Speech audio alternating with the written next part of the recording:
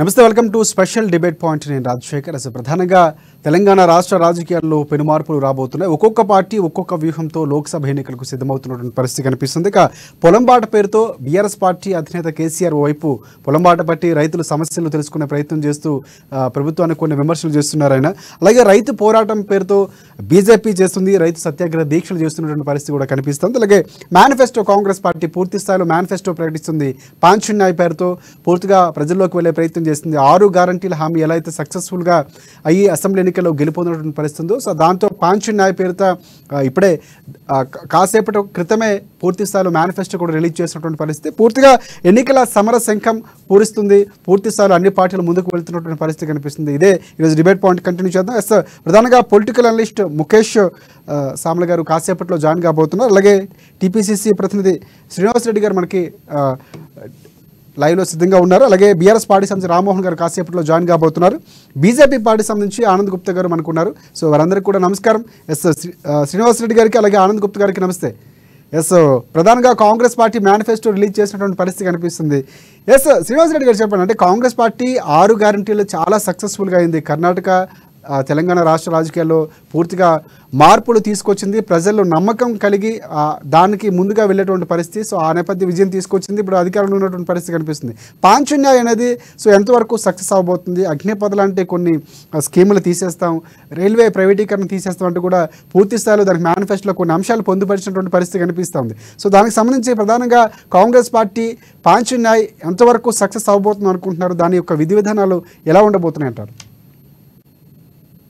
Manage ప్రధానికానికి అదేవిధంగా రాష్ట్రీయ అక్కడ ఉన్న ఛానల్ కూడా డాక్టర్ ఉండండి, అక్కడ మధ్య శ్రీనివాస్ రాష్ట్ర అధికారం. సో కాంగ్రెస్ పార్టీ మన తెలంగాణ రాష్ట్రంలో 5 గ్యారెంటీలతోటి సక్సెస్ అయింది.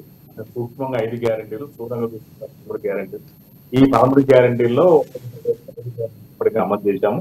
ఎన్నికల కోడ్ రావడం వల్ల మిగతా అయిపోయిన మరుక్షణం గ్యారెంటీలు కూడా స్టార్ట్ అవుతాయి తెలియజేస్తుంది. తోటి దేశవ్యాప్తంగా 25 గ్యారెంటీ స్థాయిలో మరి కాంగ్రెస్ పార్టీ రిలీజ్ చేసింది. రేపు తుక్కగూడలో రేపు సాయంత్రం హైదరాబాద్ లో ఆ మీటింగ్ లో కూడా రిలీజ్ చేయడం కూడా జరుగుతుంది. అదేవిధంగా మల్లికార్జున గాంధీ గారు మొత్తం జాతీయ మాట్లాడుతూ మరియు రాష్ట్రంలో మరి మంత్రి పిసిసి ప్రెసిడెంట్ రేవంత్ రెడ్డి గారు, ఉత్తమ్ కుమార్ రెడ్డి గారు, బట్టి గారు, రేణుకా చౌదరి గారు, పొంగులేటి శ్రీనివాస్ రెడ్డి గారు అందరూ కూడా ఈ పాంచున్యాయ్ 5 న్యాయాల ద్వారా 30 గ్యారెంటీలు అనేది కూడా మరి జాతీయ స్థాయిలో పొందుపరచడం జరిగింది. ఏదైతే success formula Karnataka success formula కూడా మళ్ళీ జాతీయ స్థాయిలో అమలు చేసే మరి ఆలోచనతో ఇదే ఫార్ములాని దీన్ని జాతీయ స్థాయిలో కూడా కాంగ్రెస్ ఈ గ్యారెంటీలు ఏదైతే కాంగ్రెస్ రాహుల్ గాంధీ గారి నాయకత్వం, ప్రధానమంత్రి గారు మరి జూన్ 6వ తారీఖున జూన్ 9న కొత్త ప్రభుత్వం రాహుల్ గాంధీ గారు ప్రమాణ మరి అప్పుడు అన్ని కూడా ఒక్కొక్కటి ఎలా చేసిందో అవన్నీ కూడా కాంగ్రెస్ పార్టీ అధికారంలో రాగానే అమలు చేస్తారని కూడా అమ్మాని ద్వారా తెలియజేస్తున్నాం. ఖచ్చితంగా ఏదైతే కాంగ్రెస్ కూడా కూడా నేను భావిస్తున్నాను. ఎందుకంటే ప్రజలకు ఏది కావాలో ఏదో దేశంగా మన పార్టీగా దేశాన్ని పాలించే చాలా స్పష్టంగా తెలుసు. అన్ని కూడా ఒక్కొక్కటిగా అమలు తీసుకొచ్చి కూడా నేను ఈ సందర్భంగా చూస్తున్నాను. ఇవాళ మనము ఇలా 10 ఏళ్ళు జాతీయ స్థాయి గారు వీళ్ళిద్దరూ 10 ఏళ్ళు రాష్ట్ర సృష్టించి ఇవాళ మరి జాతీయ స్థాయి కానీ పెద్ద పెద్ద నష్టాలు కలిగేశారు. ఇలా మన రాష్ట్రం చూసుకున్నట్టయితే కనీసం అది సరిచేయలేనంత కోట్ల రూపాయలు అప్పైపోయింది. ఈ 7 లక్షల కోట్ల రూపాయలకు చిక్కులు కానీ వడ్డీలు కానీ కట్టడానికి వాళ్ళ రాష్ట్ర ప్రభుత్వానికి నెలకు 70,000 కోట్ల రూపాయలు అప్పు అవుతుంది. ఆ కట్టాల్సి వస్తుంది. వాళ్ళ పరిస్థితి ఉంది. వాళ్ళంటే మీరు సంవత్సరానికి 70,000 కోట్ల రూపాయలు మరి అప్పు రూపంలో కిస్తీ రూపంలో కట్టాల్సి వస్తుంది. దీనికి ఎంత అవుతుందో చూడండి. మళ్ళీ అంటే 7 లక్షలు, మళ్ళీ సంవత్సరానికి ఇవే 70,000 కోట్లు అయితే మరి ఆ తడిసి మోపడే తెలంగాణ రాష్ట్రాన్ని దివాళీ నుంచి ఒక 100 సంవత్సరాలు జరగాల్సిన నష్టాన్ని, విధ్వంసాన్ని ఇవాళ జాతీయ స్థాయిలో బీజేపీ రాష్ట్ర స్థాయిలో మరి వాళ్ళ బీఆర్ఎస్ పార్టీ కలగజేసి చాలా స్పష్టంగా తెలియజేస్తున్నాను. ఇవాళ కాంగ్రెస్ పార్టీ వచ్చిన 3 నెలల అన్ని కార్యక్రమాలు అమలు చేసుకుంటూ ఎన్నికల ప్రణాళిక దృష్టిలో పెట్టి తెలంగాణ రైతులను కూడా అదేవిధంగా తెలంగాణ సంబంధించిన ప్రాంతాలు కూడా ఎక్కువ హైదరాబాద్ అమిత్ నియమించి ఒక ఐఏఎస్ కూడా అక్కడ మొత్తం ఒక ముఖ్యమంత్రి గారు కూడా చాలా స్పష్టంగా చెప్పారు. మరి అవన్నీ కూడా మీకు అందుతాయని కూడా ఎవరు కూడా వరిగా అవుతుందని చెప్పారు. ఇవాళ మరి మొన్న మనం చూసాము కేసీఆర్ గారు మీరు 100 రోజుల్లో 200 మంది చచ్చిపోయారని చెప్పేసి మరి ఆయన అంత పెద్ద ఆయన అట్లా మాట్లాడుతున్నది చూసాం. మరి హరీష్ రావు గారు ఏం చేశారంటే ఒక లిస్ట్ ని కాంగ్రెస్ ప్రభుత్వానికి అందించారు. అదేవిధంగా ఆయన మెయిల్ లో కానీ మీడియా కూడా అందించారు. ఆయన ఏంటంటే డిసెంబర్ ఎంతమంది చచ్చిపోయారు, జనవరి ఎంతమంది చచ్చిపోయారు అంటే చూడండి మీరు ఎంత దారుణం. డిసెంబర్ చచ్చిపోయారని తెలవగానే వెంటనే ఎందుకు ఆయన చర్య తీసుకోలేదు అంటే చూడండి. ఇవాళ మీరు దయచేసి సమావేశ ప్రజానికం వల్ల బీఆర్ఎస్ నాయకులు ఆది నాయకులు మామూలు వాళ్ళు కూడా ఆది నాయకుల యొక్క ఇంటెన్షన్ ని మళ్ళాపై మీరు అర్థం చేసుకోవాలి. అంటే వెంటనే ప్రభుత్వం దృష్టికి తీసుకోవాల్సిన అవసరం ఉంది కదా, వాళ్ళకు కూడా ఉంది కదా. ఇప్పుడు వాళ్ళ దగ్గర 1500 కోట్ల రూపాయలు ఇవాళ ఎలక్ట్రల్ బాండ్ రూపంలో మొత్తానికి కూడా ఇవాళ రకరకాల రూపాలలో ఇలా వాళ్ళకు పార్టీ ఫండ్ ఉంది. అంటే ఒక ప్రాంతీయ పార్టీకి అన్ని 100 కోట్ల రూపాయలు ఎలా వచ్చినాయి ఇలా అమలు ప్రధానికి అర్థం చేసుకోవాలి. మెగా కృష్ణారెడ్డి లాంటి వాళ్ళకి ఎంతో మంది బినామీ పేర్లతో వాళ్ళ కాంట్రాక్ట్లు ఇస్తే వాళ్ళందరూ కూడా స్పందన రూపంలో ఉదయం మా ఖమ్మం వచ్చిందా మళ్ళీ రెండోసారి మళ్ళీ 6 సంవత్సరాలు ఆయన 10 కోట్ల రూపాయలు కూడా మరి తెలియవచ్చింది. అంటే ఇట్లా చాలా చేస్తారు మన తెలంగాణ కాదు మా ఖమ్మం చాలా మంది కూడా మరి ఇట్లా ఎన్నో అభివృద్ధి చేసిన చేపల్ని మరి ఏదైతే బీజేపీ వచ్చింది. ఎలక్ట్రానిక్ బాండ్ చూసుకున్నా కూడా అదేవిధంగా ట్యాక్స్లు కూడా మరి కాంగ్రెస్ ట్యాక్స్ అని చెప్పేసి ఇన్కమ్ మీరు ఎన్నికలు వచ్చినప్పుడు ఎవరు కూడా పార్టీ ఖర్చు పెట్టిన కూడా డబ్బులు లేకుండా. రైట్ శ్రీనివాస్ రెడ్డి గారు మళ్ళీ మీ దగ్గరికి వస్తాను. మీ వాయిస్ కొంచెం డిస్టర్బెన్స్ కనిపిస్తుంది ఒక్కొక్క సందర్భంలో, చెక్ చేసుకోండి. ఎస్ బీజేపీ పార్టీ సంబంధించి గుప్తా గారు ఉన్నారు, ఆనంద్ గుప్తా గారు. ఎస్ ఆనంద్ గుప్తా గారు, ఇటువైపు చూసుకుంటే కాంగ్రెస్ పార్టీ పాంచునాయ్ విడుదల చేస్తున్నటువంటి పరిస్థితి, పూర్తి స్థాయిలో విడుదల చేసింది, దానికి సంబంధించినటువంటి కొన్ని విషయాలు కూడా ప్రస్తావించినటువంటి పరిస్థితి కనిపిస్తుంది. ఇక్కడ బీజేపీ టార్గెట్ 400 సీట్లు, 400 పార్లమెంటరీ సీట్లు కైవసం చేసుకోవాలని ముందుకు వెళ్తున్నటువంటి పరిస్థితి. ఎస్ సో దానికి సంబంధించి పూర్తి స్థాయిలో బీజేపీ కార్యాచరణ ఎలా ఉండబోతుంది? కాంగ్రెస్ పార్టీ పాంచునాయ్ మేనిఫెస్టోపై మీ అభిప్రాయం ఏంటి? రైట్ అక్కడ మనకి ఆయన వాయిస్ రావట్లేదు. ఎస్ బీఆర్ఎస్ పార్టీకి సంబంధించి రామ్మోహన్ గారు ఉన్నారు. రామ్మోహన్ గారు చెప్పండి. అంటే కాంగ్రెస్ పార్టీకి సంబంధించి మేనిఫెస్టో రెడీ అవుతున్నటువంటి పరిస్థితి, పూర్తి స్థాయిలో పాంచునాయ్ విడుదల చేసింది, ముందుకు వెళ్తున్నటువంటి పరిస్థితి కనిపిస్తుంది. ఇటువైపు అసలు పొలం బాట పరిస్థితి, కేసీఆర్ చాలా వరకు బయటకు వచ్చారు ఆయన అని విమర్శలు చేస్తున్నటువంటి పరిస్థితి కనిపిస్తుంది. ఈరోజు కరీంనగర్లో చాలా మంచి ఆయన ఒక మెసేజ్ ఇవ్వబోతున్నారు, కొన్ని కీలక వ్యాఖ్యలు చేయబోతున్న వార్తలు వస్తున్నాయి. ఎలాంటి వార్తలు ఉండే అవకాశం కనిపిస్తుంది?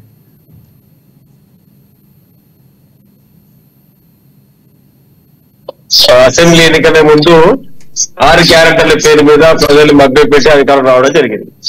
ఇంతవరకు రేవంత్ రెడ్డి గారు చెప్పిన యొక్క హామీలు ఏవి కూడా పూర్తి స్థాయిలో ఫుల్ఫిల్ కాలేదు. కాంగ్రెస్ పార్టీని ప్రజలు నమ్మే పరిస్థితి లేదు. వాళ్ళు ఏదో మసిపూసి మారడిగా చేసే చందంగా తయారు చేస్తూ రాష్ట్రం అంతా హల్చల్ క్రియేట్ చేస్తూ ఉన్నారు. అధికారాన్ని అడ్డం పెట్టుకొని రేపు సభ పేరు మీద అక్కడ పెద్ద ఎత్తున సభ పెట్టినా, ప్రజలు తరలించినా, డబ్బు సంచి తరలించినా ప్రజలు ఈ 6 గ్యారెంటీలు కానీ లేకపోతే ఇంకా రేపు చెప్పే కేంద్ర స్థాయిలో జాతీయ స్థాయిలో చెప్పే గ్యారెంటీలు కానీ నమ్మే పరిస్థితి లేదు. కాంగ్రెస్ పార్టీ మేనిఫెస్టో రిలీజ్ చేసినా దాంట్లో ఎన్నికల తాయిలాల కిందనే ఉంటాయి తప్పితే వాళ్ళకి సంక్షేమ పథకాలు ప్రజలకు అందేది లేదు, లబ్ధి చేకూరింది. రేవంత్ రెడ్డి గారు ఎన్నికంటే ముందు ఒక మాట చెప్పారు, డిసెంబర్ 9వ తారీఖున 2 లక్షల రూపాయలు రుణమాఫీ చేస్తే అందరు బ్యాంకులలోకి వెళ్ళి డబ్బులు తెచ్చుకోండి అని వారు బహిరంగంగా అందరూ ప్రొవోక్ చేశారు. మరి ఇంతవరకు ఫుల్ఫిల్ కాలేదు. అది ఎకరాకు 15,000 రూపాయలు ఇస్తాను, అది ఫుల్ఫిల్ కాలేదు. మళ్ళీ ఏం భోగం పెట్టుకొని మళ్ళీ ప్రజల వద్దకు వెళ్తారు? ఎంపీ ఎలక్షన్ లో తప్పకుండా కాంగ్రెస్ పార్టీకి వాళ్ళు చెప్పే స్థాయిలో సీట్లు రావు, రిజల్ట్ రాదు. ఖచ్చితంగా రాష్ట్ర ప్రజలందరూ తెలంగాణ ఉద్యమకారులు కేసీఆర్ వైపే చూస్తున్నారు. కేసీఆర్ గారు ఉన్నప్పుడు వర్షాలు వచ్చినాయి, కరెంట్ వచ్చింది, నిధులు వచ్చినాయి, నీళ్లు వచ్చినాయి, అన్ని మంచిగా జరిగినాయి. కాబట్టి మేమేదో పొరపాటు పడి కాంగ్రెస్ ను అనుకూలంగా ఓటు వేసి ఈరోజు గెలిపించినాం. తప్పకుండా మళ్ళీ కేసీఆర్ ముఖ్యమంత్రి ఉంటే బాగుందనే ఆలోచన ధోరణిలో ప్రజలు ఉన్నారు. కాబట్టి తప్పకుండా దీనిపైన కాంగ్రెస్ పార్టీ మీటింగ్ పెట్టినా కేవలం వాళ్ళ అంగు ఆర్పాటు చూయించుకోనికి తప్పితే ప్రజలకు దానికి ఎలాంటి లబ్ధి చేకూరదు, ప్రజలకు ఎలాంటి న్యాయం కూడా జరగదు. దాని right right right right right Rammohan గారు పూర్తి స్థాయిలో చెప్తున్నటువంటి పరిస్థితి. అసలు శ్రీనివాస్ రెడ్డి గారు, అసలు ఆ పరిస్థితి లేదు, అనవసరంగా కాంగ్రెస్ పార్టీకి ఓటేస్తామని ఒక రియలైజేషన్ వచ్చింది. సో ఈసారి వాళ్ళు అనుకున్న సీట్లు రావు, పూర్తిగా ఈసారి బీఆర్ఎస్ పార్టీ ఉద్యమ నాయకుడు కేసీఆర్ని మరోసారి గెలిపించబోతున్నారు, పార్లమెంట్ స్థాయిలో మేము అనుకున్నటువంటి సీట్లు గెలవబోతున్నామని చెప్తున్నారు. సో మీరేమంటారు? ఇప్పుడు ఒకటండి, కాంగ్రెస్ పార్టీ ఇప్పుడు చూసాం మనము, ఇవాళ బీఆర్ఎస్ వారు మాట్లాడేది కూడా ప్రతి ఒక్కరు కూడా అధినాయకత్వం కానీ టీవీల ముందు మాట్లాడే వాళ్ళు కూడా తప్పు చేసామని తెలుసుకున్నారు. ఇక కాంగ్రెస్ పార్టీ ఓట్లు వేసామని మాకు గుర్తు వచ్చిందని తెలుసుకున్నారు అని అంటున్నారు తప్ప, మా అసమర్థ పాలన వల్ల, మా అవినీతి వల్ల, మా దోపిడీదారు వల్ల, మా చేదగంతనం వల్ల మరి ఇలా ప్రజలు కాంగ్రెస్ పార్టీ ఓటేసింది ఒక్క కేసీఆర్ కానీ మొదలు పెడితే రామ్మోహన్ రావు గారి వారు కూడా మనం చూస్తున్నాం. అంటే ఎంతసేపటికి వీళ్ళ తప్పు కాదు, అది జనాల మీద రుద్దడం అనేది కూడా వీళ్ళ గ్రేట్ ఎస్టేట్ విధానం కూడా చాలా స్పష్టంగా అర్థమవుతుంది. ప్రజల్ని కూడా అంటే ప్రజలకు జడ్జి ప్రజలు ఎంత తెలివిగా వాళ్ళనే తప్పన్నట్టుగా ఎంత మాట్లాడుతున్నారో మీరు అర్థం. అంటే ఇంత జరిగి జనం కలిసి వాడకుండా బుద్ధి రాకుండా మళ్ళీ ఈ మాటలే మాట్లాడుతున్నారు. మేము సరి చేసుకుంటాం, మేము ఏదైతే తప్పు జరిగితే సరి చేసుకొని మేము ప్రజల ముందుకు వస్తాం, ప్రజా సమస్యలపై ఎక్కువగా నిజంగా పోరాటం ఎవరు కూడా వాళ్ళకి రియలైజ్ కాదు. ఆయన కేసీఆర్ గారు చూసాం మనం, 200 మంది చచ్చిపోయిన ఆయన ఆ ఫోన్ ట్యాపింగ్ చేయాల్సిన నల్ల ట్యాపింగ్ ఏమంటారు అంటే వీళ్ళు ఎదుల కోసం సాగుల కోసం పరిస్థితి కూడా మీరు గమనించండి. దయచేసి గమనించడం కూడా ఎప్పుడు కూడా కేటీఆర్ గారు, హరీష్ రావు గారు కూడా చూసుకున్న వాళ్ళు 2001 నుంచి కూడా వీళ్ళని దొరుకుతారు దాని మీద ఎదురు మాట్లాడుతూ ఉంటారు. ఎందుకు మాట్లాడతారో నాకు తెలియదు, దాని మీద సంబంధం లేకుండా కూడా మాట్లాడుతూ ఉంటారు. అంటే సినిమాల అన్నట్టుగానే ఉంటుంది, దానికోసం ప్రాణాలను తీస్తారు టైంలో వీళ్ళు కూడా దానికోసం. ఫోన్ ట్యాపింగ్ అనేది చట్టపద్ధతి, దాన్ని ఎవరు చేస్తారో ఆయన స్వయంగా చెప్పారు. తెలంగాణ ఫోన్ మీరు ట్యాప్ చేసి చేయొచ్చు, దాని గురించి తర్వాత మీరు దమ్ము దాన్ని చేసుకోండి, అదేం ఇప్పుడు అంత ఓపెన్ ఒక 10 సంవత్సరాల అధికారంలో ఉన్న ఆయన ఒక మంత్రి స్థాయి చేసిన క్యాబినెట్ చేసి అంత ఓపెన్ గా సిగ్గుగా లబ్ధ లేకుండా మాట్లాడి మళ్ళీ ఫోన్ ట్యాపింగ్ కాదంటే చేసేది చేస్తాం. నల్ల ట్యాప్ లో మిషన్ కాకటేజ్ భగీరథ కానీ మరి హరీష్ రావు గారు మిషన్ కాకటేజ్ కాకతీయులు గోల్కట్ చెరువు నేను మళ్ళీ కూడిగా తీసుకున్నాడు. కూడికి అప్పుడు నీళ్లు ఉంటేనేమో ఆయన వాళ్ళ యాక్సిడెంట్ జరిగిందంటే మా రోడ్డు అభివృద్ధి అంటే ఈ నవంబర్ జనవరిలో కూడా మొత్తం ఆఫ్రికాలో జరిగిన అప్పుడు కేసీఆర్ గారు ఆకర్షించి సరే ఇప్పుడు ఆయన జరిగినప్పుడు ఇప్పుడు ఇప్పుడు జరిగిన డ్యామేజ్ 10 సంవత్సరాలు జరిగిన డ్యామేజ్ 2 నెలల 3 నెలల కవర్ చేయండి. మీరు మీ చేత కాకపోతే మీరు తీసుకోండి, మీరు పోతుంది ఒక రాజకీయ దహంతో మాట్లాడుతున్నారు. ఇలా 100 మంది 200 మంది తెచ్చుకోవాలని మరి హరీష్ రావు గారు ట్యాంక్ సోషల్ మీడియా వేదికలకు అదేవిధంగా 1 డిసెంబర్ నుంచే స్టార్ట్ అయిన అంటే జనాల్లో కాంగ్రెస్ పడిన ప్రజలు కష్టపోయినా మనకి బాధ్యత ప్రజాప్రతినిధి కాదు. ముఖ్యమంత్రి అయినా అసలు ఎవరైనా పెద్ద స్థాయిలో ఉన్నావు మరి పార్టీ తర్వాత మనకి ఇక్కడ 100 కోట్ల రూపాయలు ఈ పార్టీకి ఎంతసేపటికి అందరూ పార్టీ కూడా నిర్మించుకున్నారు. ఇవన్నీ కూడా మీకు ఎందుకు చేయట్లేదు? కాంగ్రెస్ పార్టీ నిర్ణయాత్మక పాత్ర 30 మంది ఎమ్మెల్యేలు పోషించండి. గిరిజన 3 రోజులు కాంగ్రెస్ అయినా సీనియర్లు వాళ్ళు మీలాంటి సీనియర్లు మీరు తీసుకోండి, మొక్కలు మీ కంటాలు మీరు దూసుకోండి. ఫస్ట్ హరీష్ రావు కేటీఆర్ మన హరీష్ రావు గారు షిండే కాదా, కేటీఆర్ షిండే కాదా, కవిత ఇచ్చే కదా మీరంతా తీరాంటే కూడా ఉన్నారు. షిండే కాంగ్రెస్ షిండే ఉంటుంది కాంగ్రెస్ పార్టీ అధికారులు ఎంత యూనిటీ ఉంది అందరూ కలిసి శ్రీనివాస్ రెడ్డి గారు మీరు మాట్లాడకుండా మళ్ళీ చెప్తున్నారు, మళ్ళీ మొదలుపెట్టి కూడా చెప్పేది కాదు. అంటే ఇందాక నుంచి ఆనంద్ గుప్తా గారు ఉన్నారు, ఇందాక మన టెక్నికల్ ప్రాబ్లం వల్ల ఆయన మాట్లాడలేకపోయారు. సో ఆయన వెయిట్ చేస్తున్నారు, ఒకసారి మళ్ళీ మీ దగ్గరికి వస్తాను. ఎస్ ఆనంద్ గుప్తా గారు, అంటే పూర్తిగా బీఆర్ఎస్ పార్టీ వర్షన్ ఉన్నారు, కాంగ్రెస్ పార్టీ వర్షన్ ఉన్నారు. సో మీరేమో ఇటువైపు పూర్తి స్థాయిలో రైతు పోరాటం అంటూ వెళ్తున్నటువంటి పరిస్థితి, సో సత్యాగ్రహ దీక్షలు చేస్తున్నారు. సో కాంగ్రెస్ పార్టీకి సంబంధించి పూర్తి స్థాయిలో ఈసారి తెలంగాణ రాష్ట్రంలో 14 సీట్లు కైవసం చేసుకుంటాం, అలాగే కేంద్రంలో కూడా మేమే రాబోతున్నామని చెప్తున్నటువంటి పరిస్థితి కనిపిస్తుంది. సో ఇక్కడ రైతులకు సంబంధించి రైతు ప్రభుత్వంగా ముందు నుంచి బడుగు బలహీన వర్గాలకు సపోర్ట్గా ఉన్నటువంటి పార్టీగా కాంగ్రెస్ పార్టీ చెప్పుకున్నటువంటి పరిస్థితి కనిపిస్తుంది. సో బీజేపీ పార్టీ తెలంగాణలో ఈసారి ఎన్ని సీట్లు రాబోతున్నాయి, దానికి సంబంధించి కార్యాచరణ ఎలా ఉండబోతుంది? అంటే రైతు పోరాటం ప్రధానంగా దీక్షలే కనిపిస్తున్నాయి తప్ప పూర్తిగా ఎక్కడ కూడా ప్రజల్లోకి వెళ్ళే పరిస్థితి లేదని ఒక టాక్ వినిపిస్తుంది. బీజేపీ పార్టీ ఎలా వెళ్ళబోతుంది? నమస్కారం సార్. బీజేపీ పార్టీ అనేది ప్రజల లోపల మధ్యలో ఉన్నది కూడా లేదు ప్రస్తుతానికి. బీజేపీ ఆల్మోస్ట్ ఇప్పుడు 400 సీట్లు గెలుస్తుందని చెప్పేసి ప్రతి సర్వే, ప్రతి టీవీలు, ప్రతి ప్రజలు ఈరోజు స్థాయి నమ్మకంతో ఉన్నారు. తెలంగాణ లోపల ఈరోజు బీజేపీ అనేది తెలంగాణ లోపల కాంగ్రెస్ వచ్చిన తర్వాత కట్టకట్ట స్టార్ట్ నీళ్ళ గురించి, రైతుల దగ్గర కానీ తాగే నీళ్ళ కానీ విషయం కర్ణాటకలో కూడా మనం చూస్తున్నాము. మన కూడా పూర్తి వల్ల నీళ్ళు చాలా ఇబ్బంది పడిస్తారు. ఒక యోజన లేకుండా, ఒక పథకం లేకుండా, ఏదైతే నీళ్ళ పేరు మీద ఏదో దోచుకొని పోయి మీద కాంగ్రెస్ ప్రభుత్వం ఈ రోజు 100 రూపాయలు అని చెప్పేసి 2 లక్షల రూపాయలు దృష్టి వాళ్ళ పదవుల గురించి, మంత్రి పదవుల గురించి, వాళ్ళ ఏ విధంగా చేసుకున్నాం, ఏ విధంగా పెడతామని రోజులు గడుపుకుంటూ పోయింది. కాలం వచ్చేసేసి ఏంటంటే పథకాలు తెలంగాణ లోపల కాంగ్రెస్ కు మొన్న ఏదో పోయి వచ్చినట్టు తెలంగాణ లోపల రావడం జరిగింది. అది చేసిన పొరపాటు గారు రాకపోవడము, బయటికి రావడం వల్ల అది కష్టం వచ్చింది. ఈరోజు దేశంలో కాంగ్రెస్ ఎక్కడ లేదు. ఒక చిన్న పార్టీల ముంగట 2 సీట్లకు పడిపోయింది. ఒక తెలంగాణ మట్టుకి కొద్దిగా గొప్ప నడుస్తున్నారు ఆదిరెడ్డి గారి పేరు మీదనే. ఈ రోజు వేరే వాళ్ళ పేరు కూడా లేదు. ఈ రోజు దేశంలో తెలంగాణ ప్రజలు కూడా గెలుచుకున్నారు. ఈ కేసీఆర్ పాలన, కాంగ్రెస్ పాలన ఎటువంటి లేదు. 2 లక్షల రూపాయలు ఇస్తామన్నారు, రైతులను ఆదుకుంటామన్నారు, మహిళలకు ఇస్తామన్నారు. వీళ్ళ పథకాలు ఈ రోజు సంవత్సరం కాంగ్రెస్ పార్టీ ఈ రోజు నా యాత్ర పేరు మీద పథకాలు ఇచ్చేసి ఈ పథకాలను నమ్మే పరిస్థితి లేదు. ఎందుకంటే దేశం లోపల కాంగ్రెస్ మా బాప్ కా పార్టీ, రాష్ట్రం లోపల బాప్ బేటా కా పార్టీ. ఈ రోజు కేసీఆర్ ఉద్ధరిస్తాను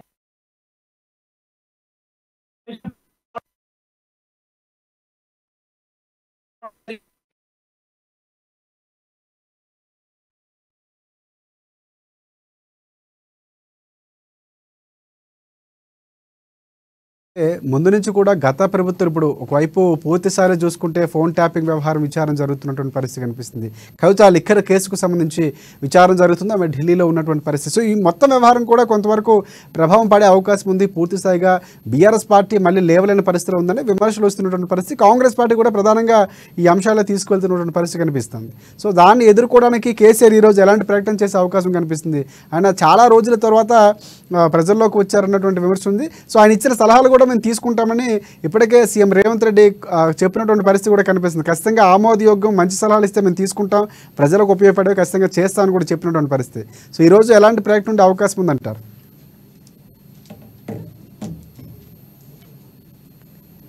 ఎస్ రామ్మోహన్ గారు చెప్పండి.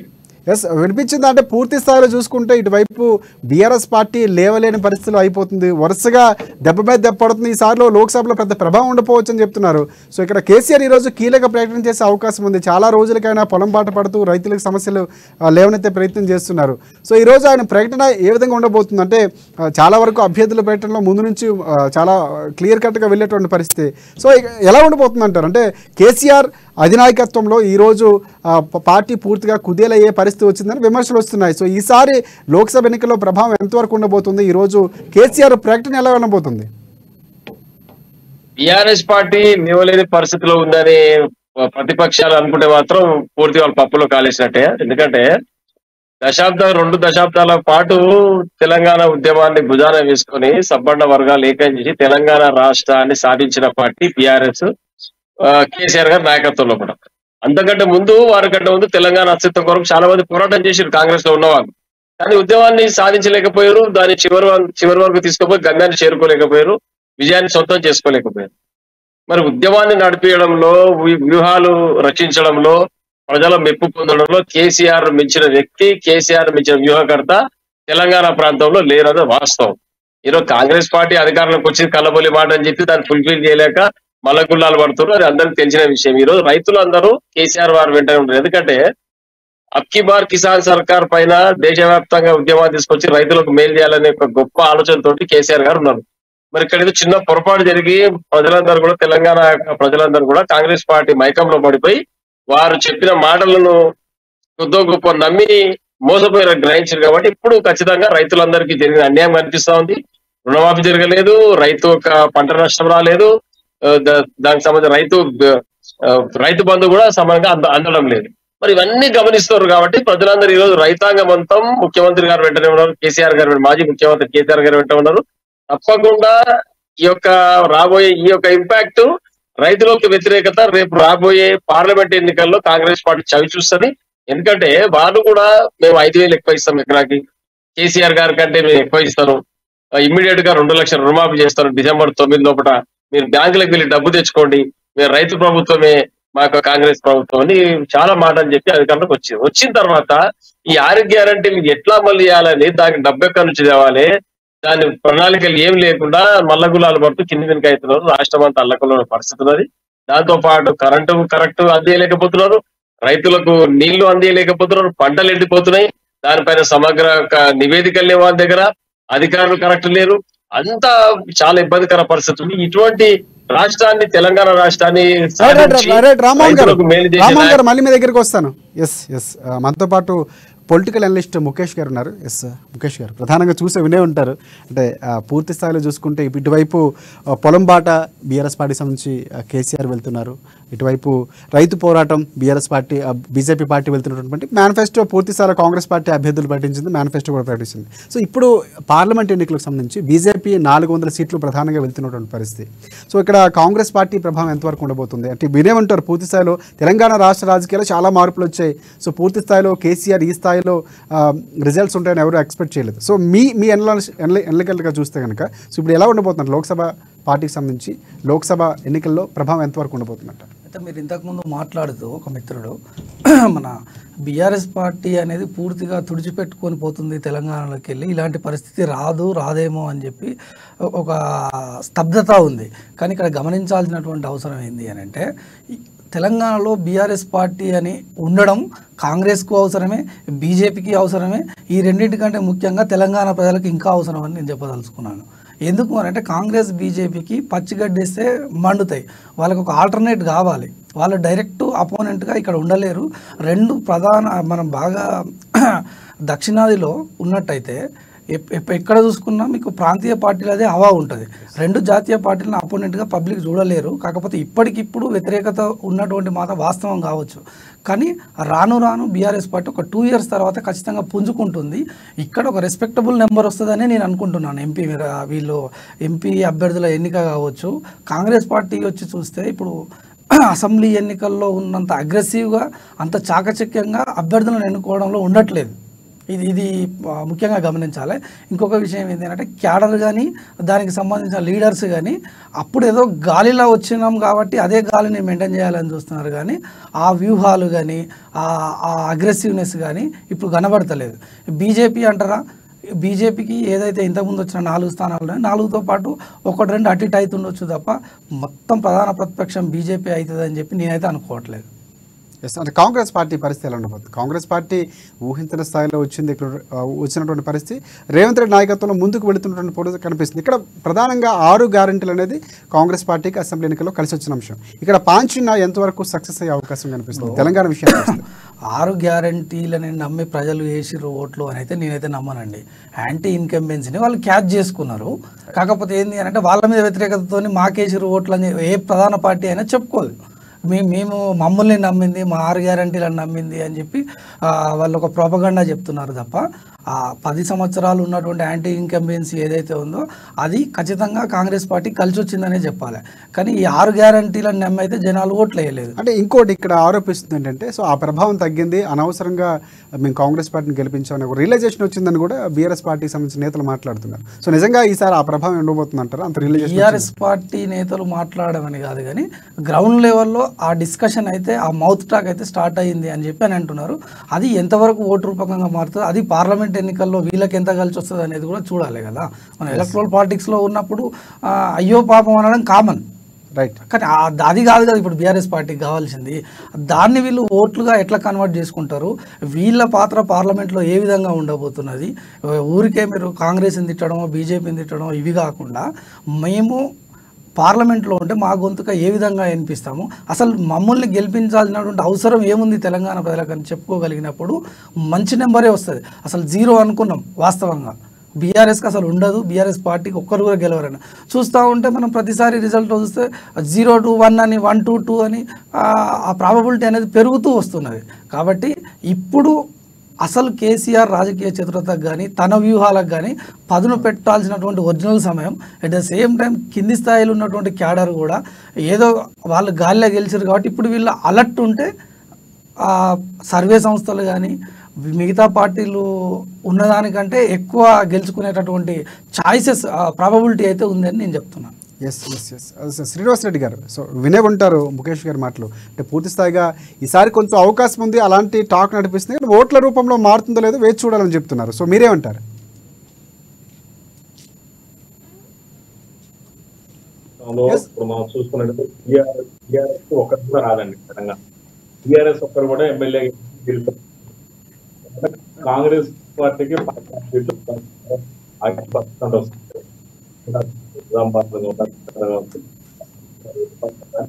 వీళ్ళు హైదరాబాద్ లో ఆడుకోవడం బయట అనేది ఆదిలో లేదు తప్ప 2-3 తప్ప వాళ్ళకు కూడా మొత్తం కాంగ్రెస్ పార్టీ 10% రెడీ ఉంది.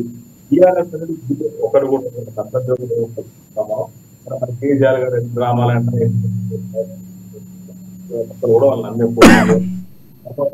గతంలో చూసినప్పుడు కూడా వాళ్ళు నమ్మి ఇలా ఈ 4 నెలలు చూసుకున్నా కానీ ఉన్నాయి కదా, May 11 ఉన్నాయి కదా, వాళ్ళకి కాపు ఇంకా పడిపోతుంది.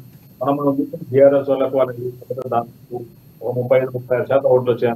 వాళ్ళు తెలిసి ఒక 10 నుంచి 15 పార్లమెంట్ ఎన్నికలకు వచ్చారు 10% కూడా అవకాశం ఉంది.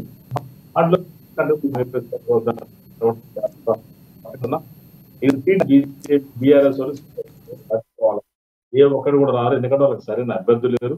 మా ఖమ్మంలో నామనాగేశ్వర గారి పేరు ప్రకటించిన హిందూ ఫస్ట్ ప్రకటించింది ఆయన. సిట్టింగ్ ఎంపీ అని ఈ వరకు కూడా తిరగట్లేదు, ఏమి చేయట్లేదు. నాకు తెలిసి ఆయన తిరగడం వల్ల నాకైతే పక్కా డౌట్. ఎందుకంటే ఇలా అట్లాంటి పరిస్థితి అంటే సిట్టింగ్ ఎంపీలు 100 కోట్లు అడ్డం పెట్టుకుని తిన్నోళ్ళే పనిచేసే పరిస్థితి లేరు. ఎందుకంటే కేసీఆర్ ఏంటంటే వాటాల కాడ పంచాయతీలు అందరూ కూడా అక్కడ బాగా వచ్చింది. ఒకరికొకరికి 100 కోట్లు 9 కోట్లు సంపాదించుకుంటూ ఆయన ఏం చేయాలి, ఒకరికొకరు ఈ విధంగా పోటీలు పెట్టుకుని వాళ్ళ పార్టీని వాళ్ళు అన్నట్టుగా మన కడియం సేర్ గారు చెప్పినట్టుగా ఇలా పార్టీ కంప్లీట్ గా బ్రష్ పెట్టిపోయింది. ఎక్కడ కూడా రైట్ ఆనంద్ గుప్తా గారు క్వశ్చన్ రైజ్ చేస్తున్నారు. శ్రీనివాస్ రెడ్డి గారు ఎస్ చెప్పండి ఆనంద్ గుప్తా గారు. సార్ ఇప్పుడు బీఆర్ఎస్ పార్టీ అనేది తండ్రి కొడుకుల కార్యక్రమం చేసిన పార్టీ. అందరూ నమ్మి ఈరోజు 10 సంవత్సరాలు ఉద్యమానికి నమ్మి అధికారంలో తీసుకొచ్చిన తర్వాత తన కుటుంబాన్ని తనను పోషించుకోవడానికి దానికి జరిగిపోయింది. ఈరోజు తెలంగాణను ఎవరు మోసం చేయలే. తెలంగాణ అంటే తెలంగాణ పార్టీ కాదు, ఇక్కడ తెలంగాణ ప్రదేశంలో ప్రజలు నమ్మి ఓట్లేసిండ్రు, నమ్మి గెలిపించిండ్రు. 1 సారి 2 సారి 3వ సారి కూడా కొద్ది గొప్పల్లో పోయింది. అయితే అక్కడ జరిగిన విషయమే తండ్రి కొడుకుల అహంకారము. రైతులు ఇక్కడ చనిపోతుంటే పంజాబ్ లో పోయి డబ్బులు ఇవ్వడము, రైతులను పట్టించుకోకపోవడము, కార్యకర్తలకు విలువ లేకుండా చేయడము, నాయకులను లేకుండా చేయడము, ఉన్న మిగతా కళ్ళను తీసుకొచ్చి పదవులు ఇవ్వడం, ఉద్యమాలను నడిపించిన వాళ్ళని పక్కకు పెట్టడం, ఎక్కడ కూడా సంబంధం లేదు. తనను ఒక సంస్థను ఒక కార్పొరేట్ గా నడిపించుకున్నాడు. దానిని కాంగ్రెస్ కు అవకాశం దొరికింది. ఈ రోజు ఆ పరిస్థితి మళ్ళీ చేస్తా అంటే మళ్ళీ ఎక్కడ కూడా నమ్మనే పరిస్థితి ఈ రోజు బీఆర్ఎస్ కు లేదు. బీఆర్ఎస్ ముగిసిపోయిన పార్టీ. ఈ రోజు ఎంపీ ఎలక్షన్ల తర్వాత ఎన్ని పరిస్థితులు రాదు. ఈ రోజు దేశాన్ని నమ్ముతున్నది, గ్యారంటీ నమ్ముతున్నది, ఇన్కంబరెన్సీ కూడా లేకుండా మోదీకి మళ్ళీ 10 సంవత్సరాలు చేసినాక కూడా మళ్ళీ ఓట్లు వేయడానికి ప్రజలు నమ్ముతున్నారు కాబట్టి చేస్తున్నారు. రైట్ రైట్ రామ్మోహన్ గారు, ఇంకొకటి ప్రధానంగా ఫోన్ ట్యాపింగ్ వ్యవహారం కానీ లేకపోతే ఢిల్లీ లిక్కర్ స్కామ్లో కవిత అరెస్ట్ అవ్వడం ఇవన్నీ కూడా ప్రభావం చూపించమంటారా మీరు? తప్పకుండా కేసీఆర్ గారి కుటుంబం కొరకు ఎప్పుడు పనిచేయాలంటే కేవలం తెలంగాణ కొరకే పనిచేయడం జరిగింది. రాజకీయాల్లో ప్రజలు హర్షిస్తే కదా ఓటు ద్వారా వాళ్ళు కేసీఆర్ గారు కానీ, కేటీఆర్ గారు కానీ, ఆదిత్య గాని, కవిత గాని ఓటు డైరెక్ట్ ఎలక్షన్స్ లో ప్రజలు ఓటు వేసి వారిని మద్దతు పలిస్తేనే మళ్ళీ అసెంబ్లీలోకి అడుగు పెట్టడం జరిగింది. ఒకసారి అధినేత కొడుకుగా ఒకసారి అవకాశం ఇస్తే దాన్ని నిలబెట్టుకున్నారు. మళ్ళీ పని చేయకుంటే మళ్ళీ ఓడిపోయేవాళ్ళు. అందులో పెద్ద విషయం ఏం కాదు. అందులో రాజకీయ దేశం మొత్తం ఇట్లా నడుస్తుంది. రాజకీయాల్లో ప్రజలు ఆమోదిస్తే నాయకుడు అవుతాడు, ప్రజలు తిరస్కరిస్తే నాయకుడు కాలేకపోతాడు. అంతే తేడా. అందులో కుటుంబ ప్రజలు అనేది పక్కకు పెట్టాల్సిన సమస్య లేదు. ప్రజల కొరకే కేసీఆర్ గారు ముఖ్యంగా పనిచేసేది తెలంగాణ అస్తిత్వం కొరకు, తెలంగాణ ప్రజలు పడుతున్న బాధలను నుంచి విముక్తి కలిగించడానికే తెలంగాణ తీసుకుని రావడం జరిగింది. ఇంతకంటే పెద్ద పని ఉంటుందండి. తప్పకుండా చిన్న చిన్న పొరపాటు ఎక్కడ ఉంటే ప్రజలు ఎక్కువ ఎక్స్పెక్ట్ చేసింటారు, తక్కువ కొంచెం అన్ని ఇప్పుడు రైతులకు మేలు జరిగింది, ఉపాధి హామీ కూలీలకు మేలు జరిగింది, కార్మికులకు మేలు జరిగింది, కర్షకులు అన్ని సబ్బండ వర్గాలకు మేలు జరిగింది. ఎక్స్పెక్టేషన్ బియాండ్ ఎక్స్పెక్టేషన్ వాళ్ళు పోయిన తర్వాత కొంచెం ఎక్కువైతే ఊహించవచ్చు. అందులో ఎలాంటి పొరపాటు అయితే ముఖ్యమంత్రి కేసీఆర్ గారు నుంచి పరిపాలన నుంచి ఎలాంటి పొరపాటు జరగలేదని మేము భావిస్తా ఉన్నాం. తప్పకుండా రేపు రాబోయే ఎన్నికల్లో కూడా పార్లమెంట్ సెక్రటరీ వారు చెప్పి పెద్దలు గుప్తా గారు ఎంత పర్సెంట్ కాంగ్రెస్ పార్టీ అధికారం ఏదో 1.22% ఏదో తేడాతో కాంగ్రెస్ పార్టీ అధికారంలోకి వచ్చింది. మరి అంత పూర్తి విశ్వసించకుంటే బీఆర్ఎస్ పార్టీకి అన్ని ఓట్లు వచ్చేవి కావు కదా. మరి ప్రజలందరూ బీఆర్ఎస్ విశ్వసిస్తా ఉన్నారు. కేసీఆర్ గారు నాయకత్వం ఆమోదించారు. ఎందుకంటే రైతుల పట్ల అత్యంత సానుకూలత చూపించిన వ్యక్తి కేసీఆర్ గారు. రైతు బంధు గాని, రైతు బీమా గాని, ఒక రైతు కుటుంబంలో యజమాని చనిపోతే ఆ కుటుంబం అల్లకలోమే పరిస్థితి. మరి దేశంలో ఎక్కడలేని విధంగా 5 లక్షల రూపాయలు రైతు బీమా తీసుకొచ్చి ఈ రోజు తెలంగాణ ప్రజలకు అందించడం కదా. మరి ఇది గొప్ప విషయం కదా. దీన్ని హర్షించాలి కదా ప్రతిపక్షాలు కూడా. తప్పకుండా రైతుల పట్ల, బడుగు బలహీన వర్గాల పట్ల కేసీఆర్ ఉన్నంత విజన్ ఎవరికి లేదు, కాంగ్రెస్ పార్టీ కూడా లేదు. కాబట్టి ఇటువంటి కళ్ళబొల్లి మాటలు మాట్లాడుతుంది. భారతీయ జనతా పార్టీ చెప్తుంది దేశంలో మేము అధికారుల కోసం అనుకుంటున్నారు. ఇవన్నీ ప్రతి ఒక్కరు చెప్పే మాటలు. ఇవన్నీ ప్రజలు ఎన్నికల విజయం తర్వాత తెలుస్తుంది. దాన్ని బట్టి మనం ఆలోచన చేయాలి. బీఆర్ఎస్ పార్టీ ఇప్పటికి కూడా పార్టీ మాది, తప్పకుండా పుంజుకుంటా ముందుకెళ్తాం. రైట్ శ్రీనివాస్ రెడ్డి గారు, అంటే ఇంకొక అంశం ప్రధానంగా అంటే రైతులకు సంబంధించి రైతులు పక్షపాతిగా రైతు ప్రభుత్వంగా బీఆర్ఎస్ పార్టీ గతంలో చెప్పుకుంది. ఇంకొక అంశం ప్రధానంగా చూసుకుంటే 200 మంది రైతులు ఈ 100 రోజుల పాలనలో చనిపోయారు, ఆత్మహత్యలు చేసుకున్నారని చెప్తుంది కాంగ్రెస్ పార్టీ. సో ఆ పరిస్థితి ఉందంటారా? నిజంగా కాంగ్రెస్ పార్టీ సంబంధించినటువంటి వైఫల్యంగా చెప్తున్నారు బీఆర్ఎస్ పార్టీ. కాంగ్రెస్ పార్టీ వైఫల్యానికి ఏంటంటే కూడా పూర్తిగా మీరు ఎవరిని మాట్లాడారు. అసలు ఒకరినొకరు డిస్టర్బెన్స్ ఎవరు చేస్తున్నారు పూర్తిగా మాట్లాడుతున్నారు. ఎవరిని కూడా ఏమీ చెప్పనియట్లేదు. ఏదో చెప్పాలని వస్తా ఉంటాం ఏ పార్టీ అయినా. మాట్లాడితే మేమేం చెప్పాలి. రైట్, మీ వాయిస్ క్లారిటీ వినిపించకపోవడం కొంచెం డిస్టర్బెన్స్ అవుతుంది. కొనసాగించండి. ఆయన మాట్లాడండి. మరి ప్రశ్న అడిగితే మళ్ళీ చెప్పి శ్రీనివాస్ రెడ్డి గారు కొనసాగించండి. ఇప్పుడు మీరు ప్రశ్న అడుగుతున్నారు, మరి చెప్పిన పార్లమెంట్ డిస్టర్బెన్స్ చేయాలి. మీరు అడుగుతున్నారు. నేను ఒక గంట సేపు ప్రోగ్రామ్ డిబేట్ ఖచ్చితంగా మధ్యలో లీడ్ తీసుకోవాల్సి వస్తుంది. మీరు అది కూడా గమనించాలి శ్రీనివాస్ రెడ్డి గారు. వాళ్ళు అడిగితే వాళ్ళు అడిగితే మనకున్న సమయం 1 hour. సో ఈరోజు కొంచెం లేట్ గా స్టార్ట్ అయింది. సో దాన్ని కూడా పరిలో తీసుకోలేదు. కొనసాగించండి మీరు. స్టార్ట్ అయినా పర్లేదు. మనం చాలా మంది చూస్తారు. అట్లా ఏం లేదు. ఖచ్చితంగా అంటే రైతు చెప్తుంటే గుర్తిస్తారు. ఏమవుతుందంటే ఇవాళ 9 మంది చనిపోయారని చెప్తే నేను ఏమంటున్నా, డిసెంబర్ 9 తర్వాత జనవరిలో ఎంత, ఫిబ్రవరి ఏప్రిల్ 3వ తారీఖు ఏప్రిల్ వారు మొత్తం ట్యాగ్ చేశారు. మరి అన్ని పత్రికలు కూడా నేను అందువల్ల జనవరిలో చెప్తున్నప్పుడు జనాలు ఎందుకు రైతులు చూసారు కానీ స్పష్టంగా అమ్మానుకుంటారు. ఎందుకు ఇట్లా అంటే రైతులు చచ్చిపోతే ఈనాడు రైతుల గురించి మీరు మాట్లాడారు. ఈనాడు రైతుల కళ్ళాల దగ్గర వలవలు నేర్చిన కూడా మీరు ఈ రోజు కూడా పట్టించుకోలేదు. రైతులలో కళ్ళాలు తడిసి కొట్టకపోతున్న ఒడ్లు వాళ్ళు ఏడుస్తుంటే మేము చూసినాం. మా పాలే నియోజకవర్గం కావచ్చు, సూర్యాపేటలో చూసినాం.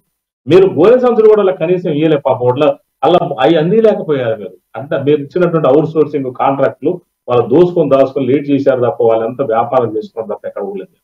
ఇలా మనం చాలా తక్కువ రేటుకి ఇవాళ మేము చట్టం కూడా దాని మీద తీసుకురావాలని కాంగ్రెస్ పార్టీ చాలా స్పష్టంగా భావిస్తుంది. వాళ్ళ మిల్లర్లు కానీ అందరూ కూడా దాని మీద చట్టం లేకపోవడం, ఎవరికి ఇష్టం రేట్లో కాంట్రాక్ట్ చేస్తున్నారు, వాళ్ళ డిపాజిట్లు కూడా చేయట్లేదు. దాని మీద కూడా ఇలా కాంగ్రెస్ పార్టీ చట్టం చేసి ఎలా ఉంటుందో ఒక ఆలోచన వచ్చింది. అంటే ఒక జియో చేసి అట్లా కాకుండా ఒక చట్ట ప్రకారం ఈ జియోలు ప్రొసీడింగ్ ఆర్డర్లో ఉంటాయి. ఇవన్నీ అట్లాంటి డిపాజిట్లు మనం చూస్తాం. ఇప్పుడు ఆంధ్రలో చూసుకున్నట్టు అట్లా ఆ సిస్టమ్ కూడా ఇక్కడ తీసుకోవాలని చెప్పి మరి ఎంత పర్సెంటేజ్ చేద్దాం కూడా కూడా రకరకాల ఆలోచనలు గురించి ఈ రోజు అండ్ ఫ్యామిలీ ఈ రోజు అధికారం దూరమైన 3 నెలల 4 నెలల కాలంలోనే రైతుల గురించి డ్రామాలు ఆడుతూ ఏడవడం మొదలు పెడుతున్నారు. ఇలా వాళ్ళ అధికారం దూరమైన ఏడిపే తప్ప నిజమైన ఏడుపు కాదు. రైతులకు ఇవాళ నుండి కరువు వచ్చింది. రబీ సీజన్ అంటే నవంబర్ డిసెంబర్ జానే కాదు. ఇప్పుడు రిజల్ట్ వచ్చిందంటే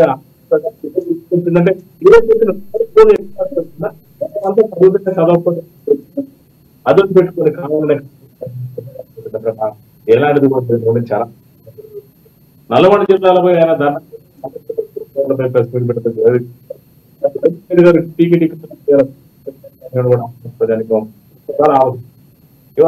కరెంటు మనం దానికి ఒక బ్యాట్ పెట్టుకుని కరెంటు కట్ కావచ్చు. నేను కాదంటే టీఆర్ఎస్ ప్రభుత్వంలో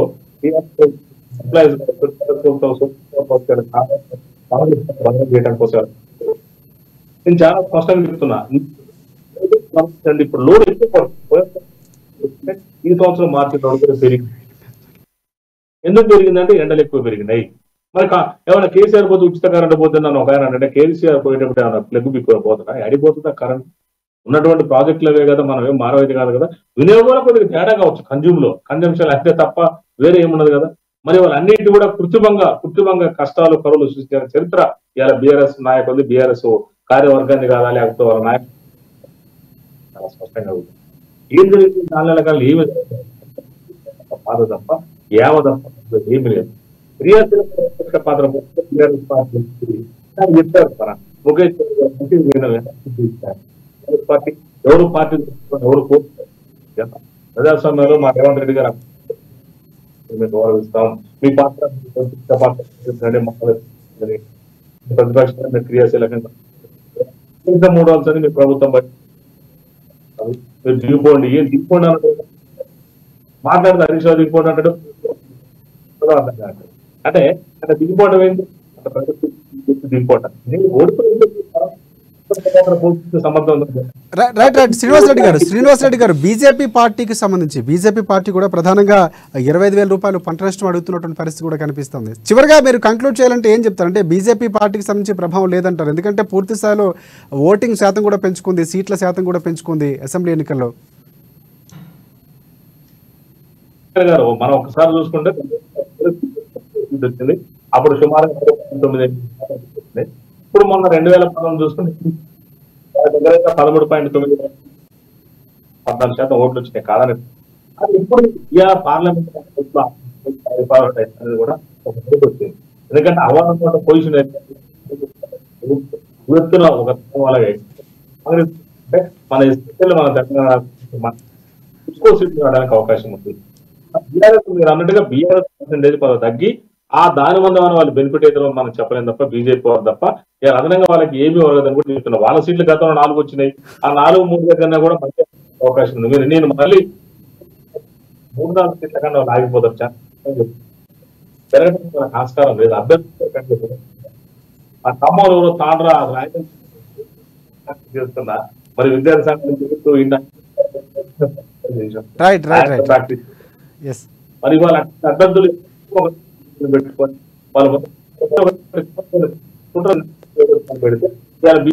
శ్రీనివాస్ రెడ్డి గారు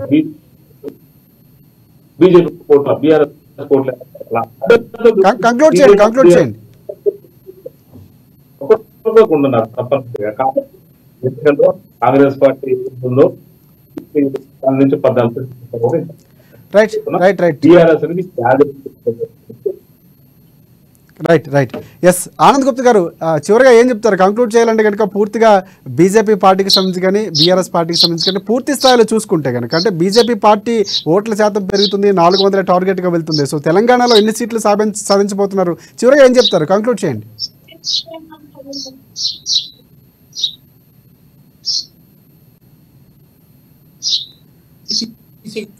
రెండోది, రేవంత్ రెడ్డి గారు ఆల్ ఇండియా కాంగ్రెస్ ప్రభుత్వాన్ని మోస్తున్నాడా లేదా? రేపు రైతులకు కావాల్సింది ఏం చేయగలుగుతుండ అనేది ఎక్కడ చెప్పలేదు. కాంగ్రెస్ వచ్చిన తర్వాత మళ్ళీ కటకట స్టార్ట్ అయిపోయింది కరెంటుకు. మళ్ళా ఉచిత కరెంటు పోయి 400-500 రూపాయలు వచ్చే కరెంటు 1500కు స్టార్ట్ అయిపోయింది ఆల్రెడీ. ఇప్పుడు బిల్లులు స్టార్ట్ అయిపోయినాయి. ఈ విషయం లోపల ఇంకో విషయం లోపల ఈ రోజు కాంగ్రెస్ కన్నా బీజేపీ 2 సీట్లు ఎక్కువ గెలిచి చూపెడుతున్న ప్రాంతము తెలంగాణ ప్రాంతం. జూన్ 4వ తారీఖు రాసుకొని పెట్టుకోవాలి. ఈ రోజు కాంగ్రెస్ కళ్ళబొల్లి మాటలతో రాగలిగింది, పూర్తి స్థాయి లోపల నమ్మే పరిస్థితి లేదు. ఏదో బీఆర్ఎస్ ను ఓడగట్టడానికి కాంగ్రెస్ తెచ్చింది కానీ కాంగ్రెస్ ప్రేమ మీద ఎక్కడ కూడా లేదు. ఈ రోజు మోదీ ప్రేమ మీద, మోదీ ఇచ్చిన గ్యారెంటీ మీద ఎక్కడ 10 సంవత్సరాలు చేసినా ఎక్కడ కూడా ఇంత కూడా వ్యతిరేకం లేకుండా ఈ రోజు ప్రజలు పూర్తి స్థాయిలో నమ్మి పూర్తి స్థాయిలో రాబోతున్నది. కాంగ్రెస్ కన్నా 2 సీట్లు బీజేపీ ఎక్కువ గెలిచి చూపెడుతుంది. ధన్యవాదాలు. రైట్ రైట్ రైట్ రామ్మోహన్ గారు, చివరిగా మీరు కంక్లూడ్ చేయాలంటే ఏం చెప్తారు? అంటే పూర్తిగా ఇటువైపు పొలం బాట వెళ్తున్నారు. సో చివరిగా ఏం చెప్తారు? తప్పకుండా తెలంగాణ ప్రాంత ప్రజలందరూ బీఆర్ఎస్ వైపు చూస్తా ఉన్నారు. ఎందుకు పొరపాటు చేసామని చింతిస్తా ఉన్నారు ప్రజలందరూ కూడా. ఎందుకంటే ఈ 100 రోజులలో జరిగిన ఇబ్బందులు పరిస్థితి అందరూ ఎదుర్కొంటారు. కరెంటు లేదు, రైతులకు కరెంట్ లేదు, రావాల్సిన సంక్షేమ పథకం అందడం లేదు. ఇంతవరకు రైతు బంధు ఇస్తా అని చెప్పేసి 3 ఎకరాలు దాటలేదు ఇంతవరకు. కేవలం ఏదో అధికారులను తాయిలాలు ఇచ్చి వాళ్ళకి జీతాలు నెల ఇచ్చినా అని చెప్పి చెప్పుకుంటారు. ఎందుకంటే రేపు ఎలక్షన్లు పోల్ మేనేజ్మెంట్ చేసుకోవడానికి అధికారులు మచ్చిగా చేసుకుని తప్పితే ప్రజలకు ఎలాంటి లాభం చేకూరలేదు ఈ 100 రోజులలో. తప్పకుండా కాంగ్రెస్ పార్టీ దీనికి బుద్ధి చెప్తారు. ప్రజలందరూ కూడా దీనికి జవాబు చెప్పాల్సిన అవసరం ఉంటుంది. ఎన్నికల్లో బీఆర్ఎస్ పార్టీ అనుకున్నంత స్థాయిలో సీట్లు సాధిస్తుంది. ప్రతిపక్షాలు అనుకున్నంత హీనస్థితిలో బీఆర్ఎస్ పార్టీ లేదు. ఎందుకంటే ఉద్యమ పార్టీ కాబట్టి మళ్ళీ ఉత్తుంగ తరంగం ఎగిసిపడతాం. తప్పకుండా తెలంగాణ ప్రజల అస్తిత్వం కొరకు, ఆకాంక్షలు తీరే వరకు బీఆర్ఎస్ పార్టీ పోరాటం చేస్తూనే ఉంటారు. రైట్ రైట్ చివరిగా ముఖేష్ గారు చెప్పండి, 3 పార్టీలు వర్షం ఉండి ఉంటారు. ఈసారి ప్రభావం ఏ పార్టీకి ఎక్కువగా ఉండే అవకాశం కనిపిస్తుంది? సో ఇక్కడ అంటే క్యాల్కులేషన్స్ కూడా పూర్తి స్థాయి ఎవరి అంచనాలు వరకు ఉంటాయి. సాధారణంగా లోపల ఉన్న బయటకు చెప్పే మాట మీకు తెలిసిందే. సో ఈసారి ఎలా ఉండబోతుంది అంటారు? చివరిగా ఏ ఒక్క పార్టీకి పెచ్చింగ్ ఉంది మన పార్లమెంట్ ఎన్నికల్లో తెలంగాణలో అని మాత్రం నేనైతే అనలేను. ఎందుకు అని అంటే సమాన స్థాయిలో వస్తాయని చెప్పి ఇప్పటికే నేను ఎస్టిమేట్ చేస్తున్నాను.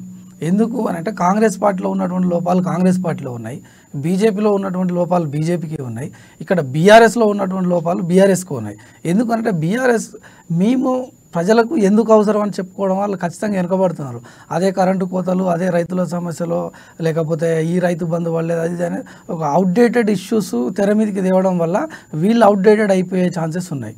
వీళ్ళ వాణి పార్లమెంట్ గ్రామీణ ప్రాంతాల్లో ఎక్కువ చూసుకుంటే మనకి బీఆర్ఎస్ పార్టీ వ్యతిరేకత కనిపించింది. అదేమైనా ఒకసారి ఈసారి కొంచెం పాజిటివ్ అయ్యే అవకాశం ఏమైనా ఉందంటారు?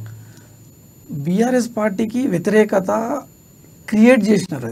అది అంత మనం అట్లా క్రియేట్ చేసినప్పటికీ కూడా కేవలం 64 స్థానాలతోనే కాంగ్రెస్ పార్టీ వచ్చింది. వాళ్ళకి సముచితమైనటువంటి ప్రతిపక్షాన్ని ఇచ్చారు. వాళ్ళ ప్రతిపక్ష పాత్ర నెరవేర్చడంలో వాళ్ళు కూడా డైలమాల పడి ఎంతమంది మీన్ చేసినట్టుగా కాంగ్రెస్ పార్టీ ఎంతమందిని గుంజుకుంటున్నది అని చెప్పి ఒక అభద్రతా భావంలో ఇటు బీఆర్ఎస్ పార్టీ ఉంది, ఇటుపక్క కాంగ్రెస్ చూసుకుంటే మమ్మల్ని బీజేపీ వాళ్ళు లాగుతారా లేకపోతే బీఆర్ఎస్ వాళ్ళు లాగుతారా అని చెప్పి వాళ్ళ ఆభద్రతా భావంలో ఉన్నారు తప్ప ఎవ్వరు పాలన మీద సరైనటువంటి దృష్టి పెట్టట్లేరు. బీజేపీ పార్టీ విషయానికి వస్తే రైతుల గురించి మాట్లాడేటటువంటి ఏ చిన్న పర్సంటేజ్ కూడా వాళ్ళకి లేదు, హక్కే లేదు. ఎందుకంటే రైతులని అడ్డగోలుగా ఢిల్లీలో దక్కించినటువంటి పార్టీ ఎవరిది అని అంటే బీజేపీ పార్టీ అని చెప్పి దేశమంతా తెలుసు. కేవలం వాళ్ళు మీడియా మేనేజ్మెంట్ చేసి మోదీ గ్యారంటీ ఇంకో గ్యారంటీ అని అంటే దాని ద్వారా మోదీ గ్యారంటీ ఏం గ్యారంటీ ఇస్తాడు అని అన్నప్పుడు ఏమనంటే 2 అంశాలు, వాళ్ళు దేశ రక్షణ అంటారు, ధర్మం అని అంటారు. ఇవి నాకు అన్నం పెట్టవు కదా, నాకు చదువు చెప్పవు కదా, ఇవి నాకు జ్ఞానాన్ని ఇవ్వవు కదా, నాకు కావాల్సింది ఏంది, నాకు ఉపాధిని ఇవ్వవు కదా. ఇవి కావాల్సింది పోయి వీళ్ళు చెప్పుకోవడంలో వాళ్ళు ఏం చెప్పాలో వాళ్ళకేం అర్థమవుతలేదు. మోదీ వస్తుండొచ్చు కాక కానీ అంతగా మొత్తం మోదీ వైపే దేశం ఉందని అయితే నేను అనలేను. వాళ్ళు ఏంటంటే ఒక ప్రాపగండా క్రియేట్ చేసి 400 గెలుస్తాము, ఎన్డీఏ అని చెప్పి చెప్తున్నారు తప్ప అందులో కూడా మీకు కరెక్ట్ చూసుకుంటే మేకపోతు గాంభీర్యమే కనబడుతుంది. అంటే కాంగ్రెస్ పార్టీకి ఏమైనా అనుకూలంగా ఉండే అంశాలు అంటారా? అంటే 10 ఏళ్ల మోదీ పాలనలో అంటే ఇక్కడ చూసుకుంటే క్యాష్లెస్ మోదీ చేసినటువంటి లోపాలు ఏవైతే ఉన్నాయో ఆ లోపాలని సరిగ్గా పబ్లిక్ ప్రొజెక్ట్ చేయడంలో కాంగ్రెస్ పార్టీ వెనుకబడి ఉన్నది. కాకపోతే ఏంటంటే దేశ ప్రజలు ఒక ఆల్టర్నేట్ కోసం ఎదురు చూస్తున్నారు కానీ ఆల్టర్నేటివ్ ఆ ఇన్కంబియన్సీని ఏదైతే ఉందో దాన్ని వీళ్ళు క్యాచ్ చేసుకోలేకపోయినారు. అక్కడ ఫెయిల్ అవుతున్నది కాంగ్రెస్ పార్టీ. ఒక మనం అనుకున్నట్టు ఏదైనా థర్డ్ ఫ్రంట్ లాంటిది క్రియేట్ అవుతుంది ఏమో అని అంటే వాళ్ళని ఎట్లా మోడీ పొద్దున్న లేస్తే ఈ ప్రతిపక్షాలను ఎట్లా చేయాలి, ప్రాంతీయ పార్టీలను ఎట్లా చేయాలి, ఆయన లేచిన దగ్గర నుంచి అదే పని పెట్టుకుంటున్నాడు.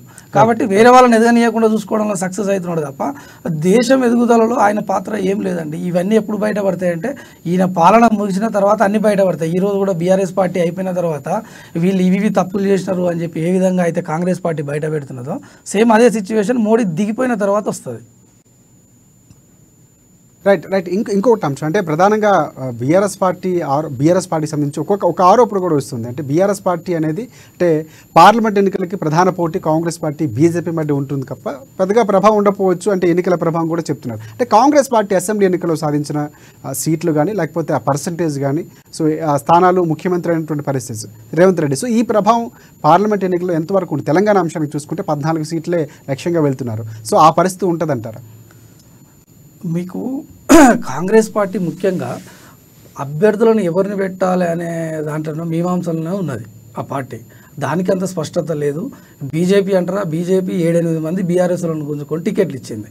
బీఆర్ఎస్ అని అంటారా, ఇక్కడ కొంతమంది పోయారు, అక్కడ కొంతమంది పోయారు. ఎవరికి ఇవ్వాలనో సందిగ్ధంలో వాళ్ళు ఉన్నారు. ఈ వచ్చే పార్లమెంట్ ఎన్నికల్లో ఖచ్చితంగా త్రిముఖ పోటీ ఉంటుంది తప్ప ద్విముఖ పోటీ అయితే ఉండదు. రేపు బీఆర్ఎస్లో 17 స్థానాలు నిలబెడితే 17 స్థానాలు కేసీఆర్ని దృష్టిలో పెట్టుకునే వేస్తారు. రేపు కాంగ్రెస్ని దృష్టిలో పెట్టుకుంటే రాహుల్ గాంధీ కాంగ్రెస్ మానియా నడుస్తుంది. బీజేపీ విషయానికి వస్తే అభ్యర్థులను పక్కకు పెట్టి మోడీది నడుస్తున్నది. ఎందుకు అని అంటే ఇవి దేశవ్యాప్తమైనటువంటి ఎన్నికలు, పార్లమెంట్ ఎన్నికలు కాబట్టి ఇదే నడుస్తుంది తప్ప పార్టీల మధ్య అభ్యర్థుల మార్పు అది ఎంతవరకు ప్రభావం ఖచ్చితంగా ఒక కీలక నేత ఒక పార్టీ నుంచి ఇంకో పార్టీకి మారితే ప్రభావం ఖచ్చితంగా ఉండే అవకాశం ఉంటుంది. సో ఆ స్ట్రాటజీ ఏమైనా పనికొచ్చే అవకాశం, ఆ ప్రభావం ఉండే అవకాశం? అది ఓటు పర్సెంటేజ్ అనేది ఏ పార్టీ నుంచి ఏ పార్టీకి ఎంత డైవర్ట్ అవుతుంది అనే దాన్ని బట్టి ఉంటుంది.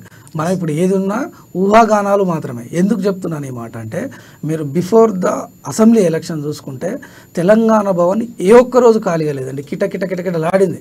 మెయిన్ పేరున్నటువంటి నాయకులు మొత్తం వచ్చి టీఆర్ఎస్లో జంప్ అయినారు.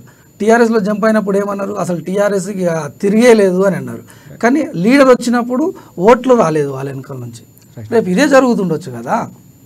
రైట్ థ్యాంక్ యూ ముఖేష్ గారు. అండ్ డిబేట్లో పాల్గొన్న శ్రీనివాస్ రెడ్డి గారికి అలాగే రామ్మోహన్ గారికి ఆనంద్ గుప్తా గారికి అందరికీ ధన్యవాదాలు. సో ఇది డివెల్ట్ పాయింట్. చూద్దాం అంటే ఎన్నికలు ఇప్పటికే పూర్తిగా వ్యూహాత్మకంగా వెళ్తున్నాయి. సో కొన్ని రోజుల్లో నోటిఫికేషన్ సంబంధించి పూర్తి స్థాయిలో కార్యాచరణ కూడా మొదలు కాబోతుంది ఎన్నికలకు సంబంధించి. సో ఏం జరగబోతుందో చూద్దాం. ఇది ఇవాళ డిబేట్ పాయింట్. రేపటి డిబేట్ పాయింట్లో మళ్ళీ కలుసుకుందాం. అంతవరకు చూస్తూనే ఉండండి అమా న్యూస్, నిజం కోసం జనం కోసం.